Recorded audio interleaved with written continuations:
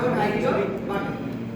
এখন এই বাটনটাকে একটা সেট অন ক্লিক লিসেনার লাগে, যখন তুমি তখন হচ্ছে সেই লিস্টে, বুঝতে পারছো? আচ্ছা দেখো button dot set on click listener, এখানে দেখো ফার্স্টে যে চেক করবে আমার যে এডিট টেক্সট, আমার যে এডিট টেক্সটের যে ফিল্ডটা সেটা যদি কি হয় সে কি করবে না, সে অ্যাড করবে না সেভ বাটন ক্লিক করার পর। কিন্তু যদি সে অ্যাড করে ওখানে টেক্সট পায় তখন সে ফার্স্টে হচ্ছে এই যে অ্যাড করে এই টেক্সটটা কোথায় অ্যাড করবে বলতো, আমার অ্যারেটাতে, অ্যারেটাতে যেটা নিছি অ্যারেটার মধ্যে এটা নিয়ে সে অ্যারেটাকে নোটিফাই করবে, অ্যারেটাকে নোটিফাই করবে যে এখানে আমার অ্যারেটা চেঞ্জ হয়েছে, বুঝতে পারছো? অ্যারেটা যখন চেঞ্জ হচ্ছে সেটা নোটিফাই হবে তখন সে ওটা কি হবে, ইয়াতে আমার ভিউ হবে, লিস্টে সেটা ভিউ করবে, বুঝতে পারছো?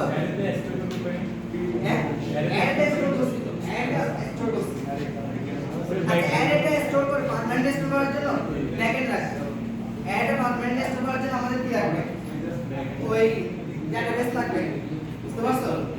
এখন ডেটাবেস তো আমরা এখন জানি, ডেটাবেস আমরা যখন যাব তখন হবে। আচ্ছা